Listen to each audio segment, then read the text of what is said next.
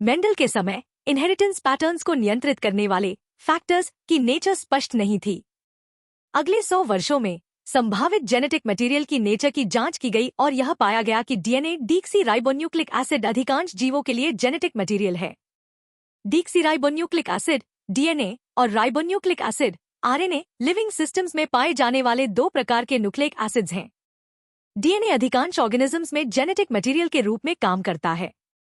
हालांकि आरएनए भी कुछ वायरसेस में जेनेटिक मटेरियल के रूप में काम करता है, लेकिन ज्यादातर एक मैसेंजर के रूप में पाया जाता है। आरएनए के एडिशनल रोल्स भी हैं। यह एक एडेप्टर, स्ट्रक्चरल और कुछ मामलों में एक कैटालिटिक मॉलिक्यूल के रूप में कार्य करता है। पिछले डेकेड के दौरान ह्यूमन जीनोम के कंप्लीट न्यूक्लियोटाइड सीक्वेंस के निर्धारण ने जेनोमिक्स के एक नए युग की शुरुआत की है। डीएनए सबसे इंटरेस्टिंग मॉलिक्यूल है। डीएनए एक लंबा पॉलिमर है जो डीऑक्सीरिबोन्यूक्लियोटाइड्स का बना होता है। डीएनए की लंबाई आमतौर पर इसमें मौजूद न्यूक्लियोटाइड्स या बेस पेयर्स की संख्या के रूप में डिफाइन की जाती है। न्यूक्लियोटाइड्स या बेस पेयर्स की संख्या एक ऑर्गेनिज्म का कैरेक्टरिस्टिक होता है। उदाहरण के लिए एक बैक्टीरियोफेज जिसे 5x174 कहा जाता है, उसमें 5386 न्यूक्लियोटाइड्स होते हैं। बैक्टीरियोफेज लैम्डा में 48502 बेस पेयर्स होते हैं। एस्केरिचिया कोलाई में 4.6 × 10⁻⁶ बेस पेयर्स होते हैं और ह्यूमन डीएनए का हैप्लॉइड कंटेंट 3.3 × 10⁻9 बेस पेयर्स होता है। Structure of polynucleotide chain. DNA और आरएनए दोनों पॉलीन्यूक्लियोटाइड चेन के बने होते हैं।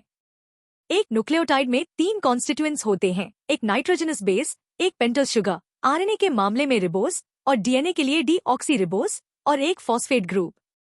नाइट्रोजनस बेसिस 2 प्रकार के होते हैं, प्योरिन्स, एडेनाइन और ग्वानिन, और पिरिमिडाइन्स, साइटोसाइन, यूरासिल और थाइमीन।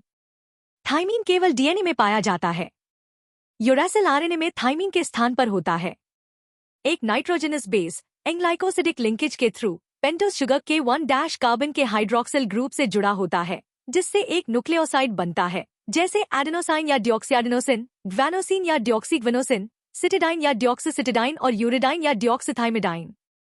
जब एक फॉस्फेट ग्रुप फॉस्फोएस्टर लिंकेज के माध्यम से एक न्यूक्लियोसाइड के 5- कार्बन के हाइड्रोक्सिल ग्रुप से जुड़ता है, तो एक कॉरेस्पॉन्डिंग न्यूक्लियोटाइड या डिऑक्सीन्यूक्लियोटाइड बनता है।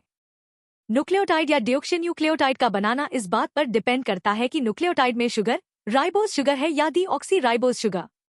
अगर रिबोस शुगर होगी तो न्यूक्लियोटाइड का फॉर्मेशन होगा, और अगर डीऑक्सीराइबोस शुगर होगी तो डिऑक्सी न्यूक्लियोटाइड का फॉर्मेशन होगा। 2 न्यूक्लियोटाइड्स 3-5- फॉस्फोडिएस्टर लिंकेज के माध्यम से जुड़ते हैं, जिससे एक डाइन्यूक्लियोटाइड बनता है। इस प्रकार से और अधिक न्यूक्लियोटाइड्स जुड़ सकते हैं, जिससे एक पॉलीन्यूक्लियोटाइड चेन बनती है। इस प्रकार से बने पॉलिमर के एक सिरे पर 5-N पर एक फ्री फॉस्फेट मोइटी होती है, जिसे पॉलीन्यूक्लियोटाइड चेन का 5-N कहा जाता है। इसी तरह पॉलिमर के दूसरे सिरे पर शुगर के 3- कार्बन ग्रुप का फ्री हाइड्रोक्सिल ग्रुप होता है, जिसे पॉलीन्यूक्लियोटाइड चेन का 3-N कहा जाता है। एक पॉलीन्यूक्लियोटाइड चेन की बैकबोन शुगर और फॉस्फेट्स के कारण बनती है। नाइट्रोजनस बेसिस शुगर मोइटी से जुड़कर बैकबोन से प्रोजेक्टेड होते हैं। आरएनए में हर न्यूक्लियोटाइड रेसिड्यू में राइबोस के 2- कार्बन पोजीशन पर एक एक्स्ट्रा हाइड्रोक्सिल ग्रुप होता है। साथ ही आरएनए में थाइमीन के स्थान पर यूरासिल पाया जाता है। थाइमीन यूरासिल का ही एक डेरिवेटिव है।